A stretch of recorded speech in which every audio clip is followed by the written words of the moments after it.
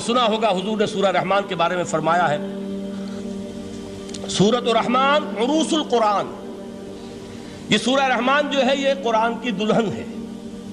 جیسے دلہن کو آپ خوشنما لباس پہناتے ہیں، آراستہ پیراستہ اس کو گہنے اور اس کو زیور پہناتے ہیں، تو جس طریقے سے سجاتے ہیں آپ دلہن کو، اللہ تعالیٰ نے ایک سورت قرآن مجید میں یہ ایسی رکھی ہے سورہ رحمان کہ اسے خوب سجایا ہے۔ اس میں الفاظ کا در و بست، اس کا اپنا ایک ڈیوائن میوزک ہے۔ وہ تو اللہ تعالیٰ قراء جو ہے، خاص طور پر مصر کے قراء، اللہ تعالیٰ ان پر رحمت نازل فرمائے، ان کی خطاؤں سے درگزر کرے۔ جس طرح قرآن کے انٹرنسک میوزک کو انہوں نے واضح کیا ہے، واقعہ یہ ہے کہ اگر یہ لوگ نہ ہوتے، شیخ عبد الباسط محمد عبد الصمد، شیخ محمود خلیل الحصری، یہ لوگ کہ جنہوں نے قرآن کے اس غنا، میوزک، یہ لفظ جو ہے آپ حیران نہ ہو کہ میں یہ کوئی شاید توہین کر رہا ہوں قرآن کی، حضور نے یہ لفظ استعمال کیا ہے، تغنو، اس قرآن کو اچھی سے اچھی خوشلحانی کے ساتھ پڑھو۔ من لم یتغن بالقرآن فلیس منا، جو قرآن کو بہتر سے بہتر انداز میں، اچھی سے اچھی آواز میں، خوشلحانی کے ساتھ پڑھنے کی کوشش نہیں کرتا، وہ ہم میں سے نہیں ہے۔ بلکہ ایک مرتبہ حضور رات کے وقت آپ گشت پر تھے اپنے ساتھیوں کے حالات معلوم کرنے کے لیے۔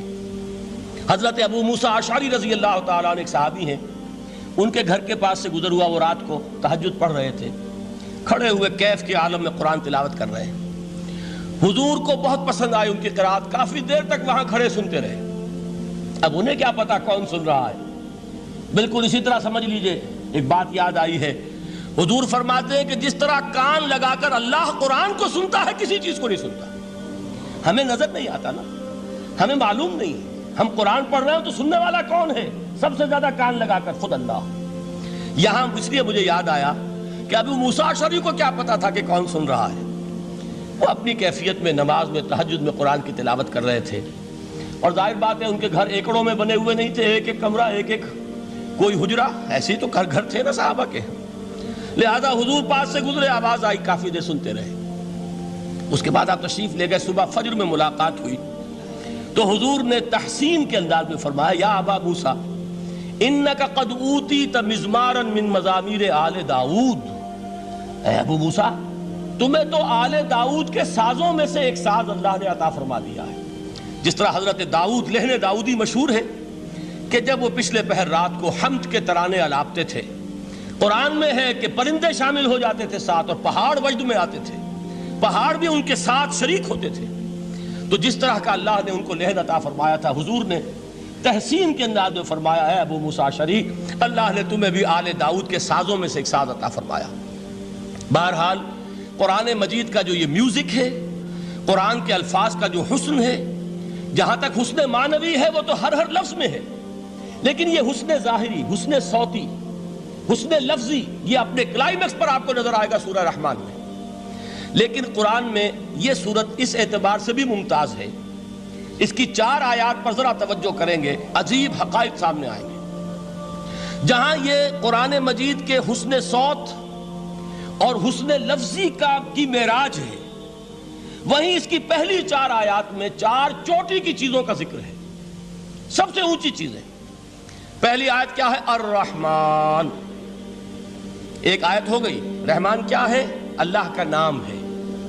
کبھی آپ نے غور کیا اللہ کے ناموں میں سب سے پیارا نام کون سا ہوگا؟ رحمان۔ کیوں؟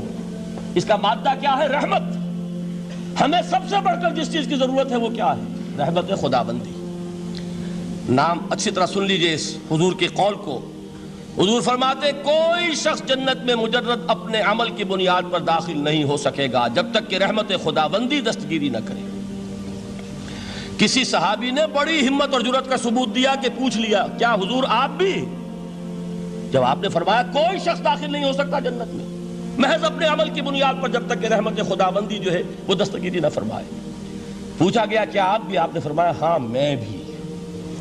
آپ انداز کیجئے کہ اگر محمد الرسول اللہ بھی رحمت خداوندی کے ضرورت مند ہوں تو تاب دیگراں چے رسد، ہماری تو سب سے بڑی ضرورت رحمت خداوندی ہے۔